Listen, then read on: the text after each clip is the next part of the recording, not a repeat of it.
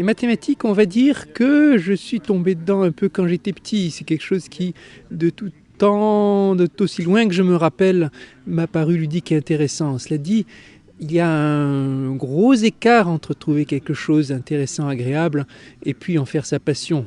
Et l'écart, il s'est comblé petit à petit. Comment c'est devenu une passion? C'est devenu au fil des rencontres, au fil du parcours. Il y a eu un ou deux enseignants particulièrement convaincants et passionnants quand j'étais en collège ou en lycée.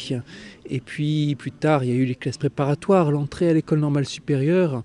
Tout ça, ce sont des choses qui m'ont fait peu à peu tomber vraiment dans la marmite.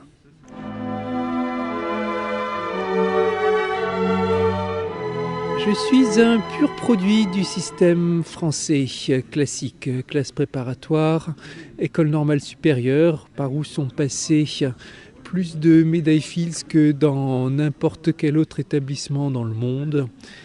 Cela dit, s'il y a quelque chose qui m'a défini encore plus que les classes préparatoires et que l'école normale supérieure, c'est certainement ma thèse. La thèse, c'est là que le mathématicien naît, qu'il se révèle, qu'il trouve son sujet, qu'il en tombe amoureux et qu'il acquiert aussi son style.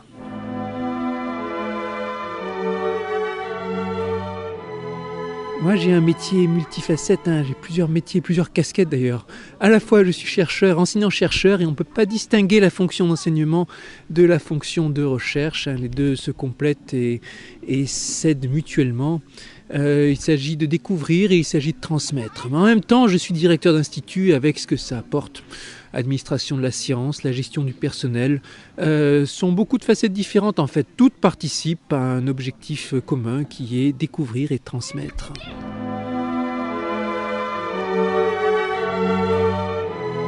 La journée du chercheur, elle est très variable d'un chercheur à l'autre. Ma journée, elle est aussi remplie de mille choses. Mais quand je suis chercheur, vraiment, il y a un moment, le moment qui est peut-être le préféré pour moi, celui où on est seul face à sa feuille de papier et plongé dans des abîmes.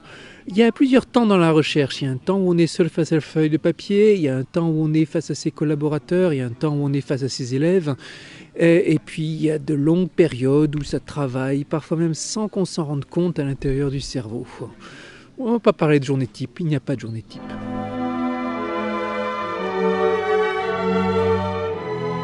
La vulgarisation, c'est à la fois une nécessité, une obligation, un devoir et un plaisir. C'est quelque chose qui permet aux scientifiques de montrer qu'ils existent au reste de la société, de transmettre leur passion et leur goût aux jeunes et à tout le monde, et puis de justifier leur existence, mais aussi de se faire plaisir en expliquant ce qu'ils ont découvert, ce qu'ils trouvent, faire vivre transmettre leur flamme. La vulgarisation, c'est quelque chose de fondamental. Ça rappelle que le chercheur, même si on ne se rend pas forcément compte, est au centre de la société. L'idée est importante et le chercheur est discret d'abord parce qu'il est modeste, ensuite parce qu'il ne parle pas dans l'immédiat au grand public. Mais qu'est-ce qui fait avancer les sociétés de nos jours? Qu'est-ce qui est facteur de progrès? Ce sont les recherches.